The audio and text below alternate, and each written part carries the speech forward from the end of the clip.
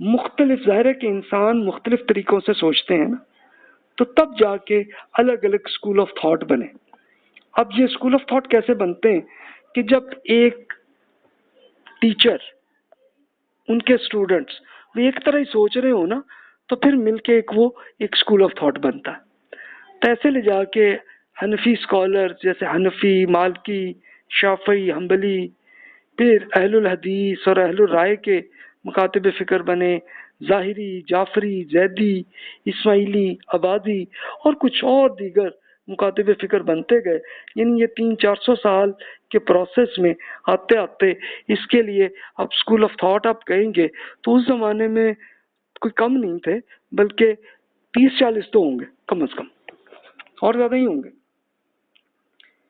فقہا میں اختلاف ہوا، اور یہ نیچرل ہے، اس لیے کہ ہر انسان مختلف طریقے سے ہی سوچتا ہے، ہر انسان کا بیک گراؤنڈ ڈفرینٹ ہوتا ہے، تو اس کے فرق کی وجہ سے آ جاتا ہے نا۔ اور 4 اور 5ویں صدی تک اب پہنچے، 301 ہجری سے 500 ہجری تک آئی ہے، تو فقہا میں بہت کچھ، ایک اتنی بڑی لائبریریز بن گئی کہ جناب فقہا نے بہت کام کیا ہے۔ پھر ایک سیاسی عروج بھی ان کو حاصل ہو گیا تھا، اس لیے کہ خود بادشاہ بھی ان کو بلاتے ہوتے تھے کہ جناب یہ بتائیے اس کو کیسے کریں۔ تو اب پھر یہ ایک سلسلہ آنے لگا، اور اس طرح اسکول آف تھاٹ، اور اس میں تقلید پہ ہم آگے بات کرتے ہیں کہ کیا ہوا، کچھ انیتھیکل حرکتیں بھی آنی شروع ہو گئی، تو اس کو ہم آگے تفصیل سے اگلے لیکچرز میں ہم کور کرتے ہیں۔ تو یہ انشاءاللہ اس کا تو اصول فقہ کو بھی ہم اگلے لیکچر میں اسٹڈی کریں گے کہ کیا میتھڈالوجی تھی جیسے فقہا کام کرتے تھے۔ تو پہلے اس لیکچر میں تو ہم فقہا کی میں ڈیٹیل کر لوں کہ کون سے اسکول آف تھاٹ بنے۔ اب فقہ حنفی سے میں سٹارٹ کرتا ہوں۔ اس کے جو بانی ہیں ان کا نام ہے امام ابو حنیفہ رحمۃ اللہ علیہ۔ امام سے مراد یہ رہا کہ جو بھی بڑے اسکالر، جس کو آج کل آپ ڈاکٹرز کہہ دیتے ہیں، تو یہ اس زمانے کا ٹائٹل تھا۔ اب دیکھیں کہ ابو حنیفہ صاحب کی زندگی 80 to 150 ہجری میں گزری ہے، اور خود ان کے جو ٹیچرز ہیں ان میں جیسے امام محمد باقر تھے جو 114 میں ان کا انتقال ہوا، پھر ایک بڑے اسکالر حماد تھے جو 120 ہجری میں ان کا انتقال ہوا، تو ان سے ابو حنیفہ رحمۃ اللہ علیہ نے سیکھا۔ تو ان کو ایک آئیڈیا آیا، اچھا وہ خود وہ بیان کرتے ہیں کہ بھی میں سوچ رہا تھا کہ کس چیز پہ میں اسپیشلسٹ بنوں، لیکن پھر ان کا فوکس یہ آیا کہ میں فقہ پہ ہی فوکس کروں۔ انہوں نے یہ آیا کہ بھی آج تک، یعنی آج تک سے مراد کے رسول اللہ صلی اللہ علیہ وسلم سے گزرے ہوئے تقریباً کوئی 100 سال سے زیادہ کا ٹائم گزر گیا نا، تو انہوں نے کہا کہ اس میں جتنے سوالات بھی پیدا ہوئے کیوں نہ ان سب کو اکٹھا کر لیں، اور اس میں اختلافات بھی جو آئے تو اس میں ہم ریسرچ بھی کریں کہ دیکھیں ٹھیک کیا بات ہے۔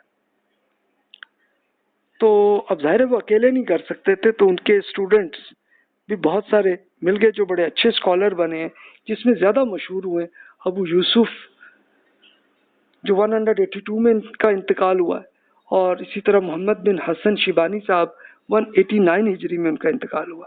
کچھ اور اسکالرز بھی ہیں، ان سب نے لکھ کے بہت سی پھر بکس لکھی۔ اب ظاہر ہے کہ کاغذ آ چکے تھا نا، اب وہ کر رہے تھے یہ کام۔ تو یہ ٹائم آتے آتے اب خلیفہ یا بادشاہ ہارون الرشید کی حکومت بنی۔ ان کی حکومت بنی ہے 169 سے لے کے 193 ہجری تک ان کی حکومت رہی ہے۔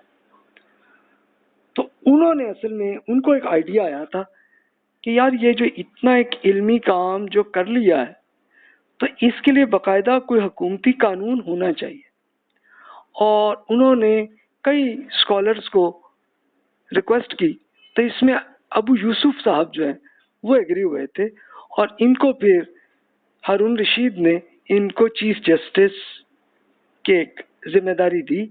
اچھا اب وہ چیف جسٹس تو وہ بن گئے، لیکن صرف وہ عدالت کا کام نہیں، بلکہ انہوں نے حکومت کا پورا قانون، پالیسیز اینڈ پروسیجرز پورا لکھ کے تو یہ ابو یوسف رحمۃ اللہ علیہ انہوں نے کی. تو آپ دیکھیں 182 ہجری میں ان کا انتقال ہوا ہے. تو اس وقت ہارون رشید کی حکومت چل رہی تھی اس زمانے میں. تو ٹھیک ہے، ابو یوسف صاحب جتنا کر چکے، اسی طرح محمد بن حسن صاحب نے بھی بہت کچھ بکس لکھ لیں. تو اس کو اب ہارون رشید نے اس کا بڑا حصہ ڈال دیا ہوگا اپنے قانون کے اندر. تو اس طرح سے ایک باقاعدہ ایک لیگل ایک شکل میں اب آیا. ورنہ اس سے پہلے مسلمانوں کے ہاں قوانین ایسے نہیں ہوتے تھے. جب کوئی معاملہ ہونا تو اس پہ لے جا کے خلیفہ نے یا گورنر نے جو ڈیسیژن لینا ہے یا عدالت نے جو ڈیسیژن لیے ہیں بس وہی ہے معاملہ، اور اس کو کہیں وہ کوڈیفائڈ لا نہیں ہوتا تھا. تو اب یہ ہو گیا.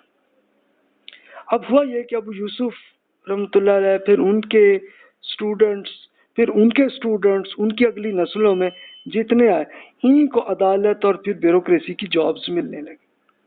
تو اسی کا پھر رزلٹ آپ دیکھیے جنوبی ایشیا اور وسطی ایشیا میں جو فروغ ہے فقہ حنفی کا، تو یہ ہے.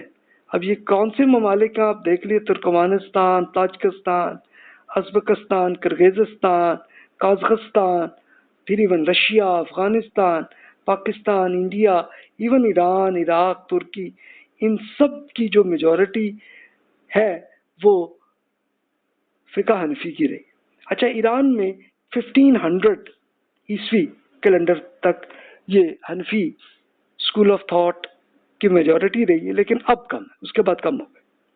پھر وہ جعفری اسکول آف تھاٹ کی میجورٹی آ گئی. اب دوسری اسکول آف تھاٹ کی ہم بات کرتے ہیں فقہ مالکی کی. اب دیکھیے مدینہ منورہ کے اسکالر صحابہ کرام تھے. جیسے سب سے بڑے اسکالرز اب دیکھ لیں سیدہ عائشہ رضی اللہ تعالیٰ عنہ، وہ 58 ہجری میں ان کا انتقال ہوا ہے. پھر عبداللہ بن عباس رضی اللہ عنہ 67 ہجری میں ان کا انتقال ہوا. یہ ایک ایگزامپل ہے، ورنہ اور بہت سے صحابہ تھے. تب ہوا کیا کہ ان کی پھر اگلی نسل میں بڑے بڑے اسکالرز پیدا ہوئے، اور مدینہ منورہ میں 7 آدمی جن کو سبع فقہا ہے، سبع فقہا یعنی 7 مدینہ منورہ کے 7 فقہا کے اسکالرز یہ رہے. اب یہ دیکھیں ایک ہی ٹائم میں ہی وہ رہے سعید بن المسیب، عروہ بن زبیر، یہ زبیر رضی اللہ عنہ کے بیٹے تھے. قاسم بن محمد بن ابو بکر، یہ ابو بکر صدیق رضی اللہ عنہ کے پوتے تھے. خارجہ بن زید بن ثابت، زید بن ثابت رضی اللہ عنہ صحابی تھے، ان کے بیٹے ہیں خارجہ. عبید اللہ بن عتبہ بن مسعود، یہ بڑے اسکالر ہیں. ابو بکر بن عبداللہ بڑے اسکالر ہیں. سلیمان بن یسار یہ بڑے اسکالر ہیں. اور یہ اس طرح تھے کہ رسول اللہ صلی اللہ علیہ وسلم کی بیگم سیدہ میمونہ رضی اللہ تعالیٰ عنہ کے آزاد کردہ غلام تھے. یعنی ایکچولی یہ سلیمان بن یسار بچے ہی تھے تو وہ غلامی میں غلام فیملی میں وہ آئے تھے. تو سیدہ میمونہ رضی اللہ تعالیٰ نے ان کو اپنے بیٹے کے طور پر لے لیا، رکھا ہے بچے کو، اور ان کو آزاد بھی کیا اور ان کی پوری ٹریننگ بھی کی. تو یہ بڑے اسکالرز جو مدینہ کے 7 اسکالرز ہیں. انہی کے پھر ایک سب سے بڑے اسکالر بنے امام مالک بن انس، جو 93 میں پیدا ہوئے اور 179 ہجری میں انتقال ہوا. ماشاءاللہ بڑی عمر پائی انہوں نے. تو اس میں اب یہ دیکھیے کہ جو مدینہ منورہ کے 7 اسکالرز جو مشہور تھے، تو ان میں سے جو بھی ان کو ظاہر بچپن میں ہی امام مالک کو ملے ہوں گے، کچھ ان سے سیکھ لیا، پھر ان کے اسٹوڈنٹ سے سیکھا. تو یہ امام مالک یہ کہہ لیجئے کہ یہ واقعی پورے عرب بلکہ مسلمانوں کے ممالک میں سب سے بڑے اسکالر میں سے یہ بنے. اب انہوں نے بھی وہی کام کیا کہ بھی یہ جتنی کم از کم رسول اللہ صلی اللہ علیہ وسلم اور صحابہ کرام رضی اللہ عنہم کے علم کو میں ذرا اکٹھا کروں، تو انہوں نے ایک بک لکھی ہے موتا، وہ آج بھی اویلیبل ہے. لیکن انہوں نے ایک بڑا کام اور کیا، وہ یہ کیا انہوں نے کہ 50 ایئرز تک مسجد نبوی میں لیکچرز دیے. اب یہ خالی لیکچر نہیں تھے، بلکہ ہوتا یہ تھا کہ حج کرنے کے لیے افریقہ اور اسپین کے خاص طور پہ ہزاروں شاگرد وہ رہ جاتے تھے مدینہ منورہ میں.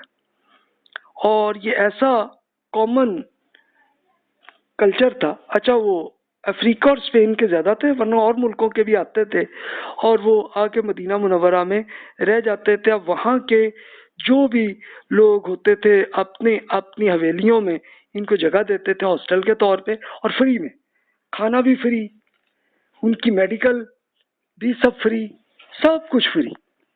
اور اب یہ جناب رہتے تھے مدینہ میں، تو سب سے بڑے اسکالر یہ امام مالک بنے۔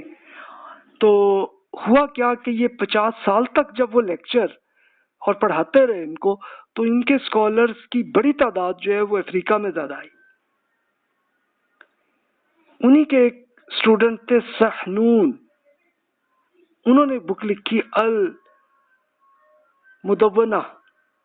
المدونہ یہ اصل میں پورا امام مالک کا جتنا علم تھا پورے کو انہوں نے لکھ دیا۔ یہ 239 ہجری میں انتقال ہوا، اس سے اندازہ لگتا ہے کہ یہ امام مالک کے کسی اسٹوڈنٹ ہوں گے، لیکن پر جتنا علم ان کو مل گیا انہوں نے ایک پوری ڈیٹیل سے لکھ لیا۔ پھر ان سے ذرا پہلے کے بڑے قاضی ایجپٹ کے تھے ابن قاسم، پھر اسد بن فرات ہے۔ اسد بن فرات تو قاضی بھی تھے اور اس کے ساتھ ملٹری کے بھی، نیوی کے وہ ہیڈ تھے، اور انہوں نے بڑے جزیرے جو ہے وہ فتح بھی کیے۔ تب یہ ہوا ہے کہ پورے ایجپٹ سے لے کے لیبیا، تیونس، الجیریا، مراکش، اسپین، وہاں تک پھر امام مالک کا یہ جو اسکول آف تھاٹ ہے وہ زیادہ پھیلا۔ اور پھر وہی واقعہ ہوا جو پہلے ہوا تھا کہ اسپیشلی عرض کیا ہارون رشید نے ابو یوسف صاحب کو چیف جسٹس بنایا تھا، تو سیم اسپین کے وہاں کے جو حکمران خلیفہ عبد الرحمن الثالث، یعنی سب سے ڈیولپڈ قسم کا جو حکومت رہی ہے وہ عبد الرحمن کی رہی ہے۔ 129 سے لے کے 350 ہجری تک ان کی حکومت رہی ہے۔ تو انہوں نے پھر یہ کیا کہ مالکی فقہا کے ذمہ دار بنائے، ان کو چیف جسٹس بنایا، اور پھر حکومت کا قانون، وہی پالیسیز اینڈ پروسیجرز انہوں نے بنوائے۔ تو پھر رزلٹ یہ ہوا کہ پورے افریقہ میں جو فقہ مالکی جو ہے وہ بہت کامن ہے۔ اچھا، اب آپ کے ذہن میں سوال ہوگا کہ اچھا بھائی وہ ہوگا تو اس میں فرق کیا؟ کچھ زیادہ فرق نہیں ہے، لیکن حنفی اور مالکی اسکول آف تھاٹ میں ایک میتھڈالوجی کا تھوڑا سا فرق تھا۔ یعنی امام مالک کا یہ ایک فوکس یہ رہا کہ بھئی جس کو وہ کہتے ہیں کہ عمل مدینہ، کہ مدینہ منورہ میں جو پریکٹیکلی عمل ہوا ہے کہ رسول اللہ صلی اللہ علیہ وسلم سے لے کے ان کی زندگی تک، یعنی 100 سال کا ٹائم گزرا ہے نا، تو وہ اس لیے فوکس کرتے تھے کہ بھی جو ڈیسیژن یا جو معاملے مدینہ میں ہوئے نا، تو اس کو فوکس زیادہ وہ امام مالک کرتے تھے۔ جبکہ ابو حنیفہ رحمۃ اللہ علیہ جو ان کا طریقہ ڈفرنٹ تھا، وہ اس لیے کہتے تھے کہ بھئی یہ کوئی لمٹ نہیں ہے کہ صرف مدینہ، بلکہ صحابہ کرام رضی اللہ عنہ تو اور ملکوں میں چلے گئے تھے اور شہروں میں رہے ہیں، تو ان سب کے علم کو ہم اکٹھا کرنے کی کوشش کر رہے ہیں، اور ہمیں نہیں آتا تو کچھ جعلی احادیث اور بہت سی روایتیں آ رہی ہیں، تو اس لیے اس کو وہ ایوائڈ کرتے تھے اور وہ خود لاجیکلی ریسرچ زیادہ کرتے تھے۔ تو یہ تھوڑا سا فرق آتے ہوئے اس لیے آیا، لیکن آج کل اتنا کوئی پریکٹیکل فرق نہیں۔ آج کل آپ دیکھیں گے تو آلموسٹ دونوں کی میتھڈالوجی آلموسٹ ایک جیسی ہو گئی ہے، اس زمانے میں یہ ایک فرق آیا تھا۔ اب تیسرے فقہ کی ہم بات کرتے ہیں، شافعی کی، اور پھر حنبلی کی بات کرتے ہیں۔ اب فقہ شافعی کے بانی ہیں امام محمد بن ادریس شافعی صاحب، جو 150 میں پیدا ہوئے اور 204 ہجری میں انتقال ہوا، یعنی کم عمر ہی پائی ہے، 54 کی ایج میں انتقال ہوا۔ اور ان کے استاد کون تھے؟ امام مالک بن انس، اور پھر دوسرے استاد ان کے تھے امام محمد بن حسن، جو ابو حنیفہ رحمۃ اللہ علیہ کے مین شاگرد تھے۔ تو اس طرح آپ یہ دیکھیں کہ امام شافعی نے بیسیکلی یہ کیا کہ امام مالک اور امام ابو حنیفہ دونوں طرح سے انہوں نے سیکھا طریقہ۔ ان کا اصل میں وہ سفر بڑا مشہور ہے کہ ایکچولی تو وہ فلسطین میں ہی پیدا ہوئے تھے، لیکن ان کی فیملی ایکچولی مکہ مکرمہ کی تھی، تو ان کی والدہ اسپیشل ان کو لے کے مکہ مکرمہ میں لے آئیں اور ان کو کہا کہ بھی یہاں پہ پڑھے بچہ۔ تو پھر مکہ اور مدینہ میں وہ پڑھتے رہے، پھر اس کے بعد عراق میں چلے گئے تو محمد بن حسن صاحب سے سیکھتے گئے۔ اس کے بعد پھر ان کو گورنمنٹ کی جاب ملی یمن میں، وہاں رہے کچھ عرصہ، وہاں پہ بھی انہوں نے پریکٹیکلی کیا، اور اس کے بعد پھر ایجپٹ میں چلے گئے۔ ایجپٹ میں جا کے پھر انہوں نے اپنی بکس بھی لکھی، خاص طور پہ ان کی یہ بک علام اور الرسالہ۔ الرسالہ ان کی بک ہے کہ جس میں یہ فقہ کا میتھڈولوجی کا پورا طریقہ انہوں نے لکھا، یعنی اس کو آپ یہ امیجن کر لیں کہ اصل میں فقہ کی یہ جو میتھڈولوجی کی پہلی بک ہے یہ امام شافعی نے لکھی، اور اس کی ایک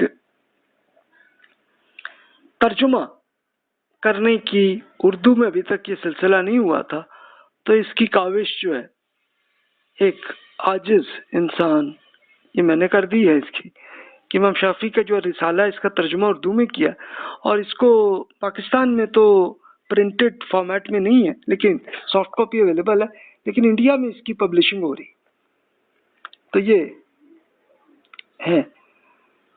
اچھا، شافعی فقہا کی ذمہ داری وہی چیف جسٹس کی ان کی بنی، لیکن بڑے ایریا میں نہیں ہوئی، ان کی زیادہ تر ایجپٹ میں ان کا انتقال ہوا، پھر وہاں سے سوڈان، ایتھوپیا، وہاں سے پھر افریقہ میں آپ دیکھیں کینیا، صومالیہ، تنزانیہ وہاں میں، اور پھر وہاں سے آپ دیکھیں یہ سارے ملک وہ ہیں کہ جو سمندر کے ساتھ، تو وہیں سے ان کی دعوت انڈونیشیا اور ملیشیا میں پھیلی۔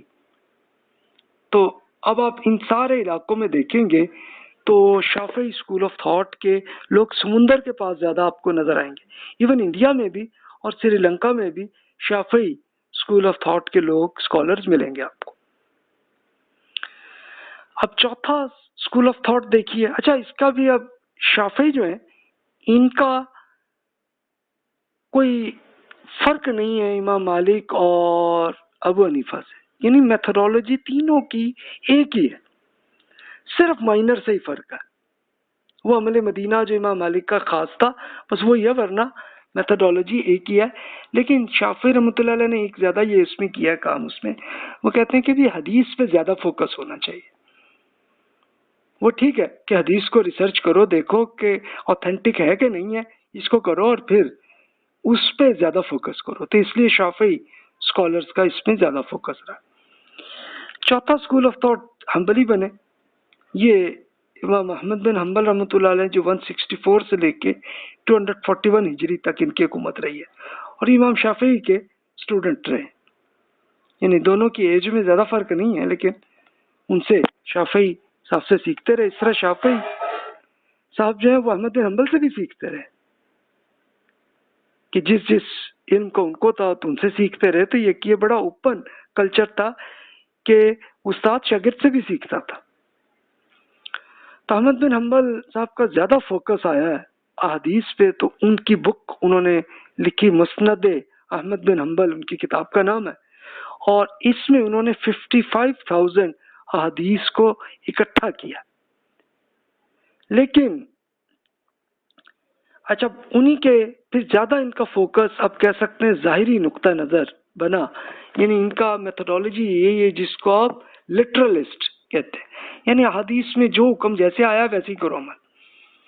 لیکن احمد بن حنبل رحمۃ اللہ علیہ سے کہ ہوا کہ لگتا ہے ان کا انتقال ہو گیا، ابھی انہوں نے وہ ریسرچ نہیں کی تھی کہ 55,000 احادیث میں بہت ساری جعلی بھی ہیں، بہت سی ان اتھینٹک بھی ہیں، تو وہ انہوں نے ریسرچ نہیں کی تھی، تو پھر ان کا وفات ہوگی، تو پھر اس کے بعد جا کے پھر امام بخاری اور امام مسلم کچھ اور حنفی اسکالرز نے اس پہ پھر کام کیا۔ تو ان کا فروغ زیادہ اتنا نہیں ہوا عراق میں ہی زیادہ، کیونکہ احمد بن حنبل رحمۃ اللہ علیہ کا انتقال وہیں بغداد میں ہی ہوا تھا، اور وہ حادثہ ان کے ساتھ ہو چکا تھا کہ اس زمانے کے فلسفے پہ ہی ان پہ حکومت نے تشدد کیا تھا، لیکن کہا کہ نہیں بھی میں تمہارے اس فلسفے کو نہیں مانوں گا، اور انہوں نے مار کھا لی۔ تو اس لیے لوگوں میں بڑی محبت ان پہ رہی، اور یہاں تک کہ جب 241 ہجری میں ان کا انتقال ہوا تھا تو ہزاروں کی تعداد میں لوگ جو ہے وہ ان کے نماز جنازہ کے لیے آئے، لیکن اب یہ ہوا کہ یہاں تک کہ گلیوں میں روڈز میں کوئی جگہ نہیں مل رہی تھی تو لوگوں نے کشتیوں میں کھڑے ہو کے ان کی نماز جنازہ پڑھی. تو یہ ہوا رضا.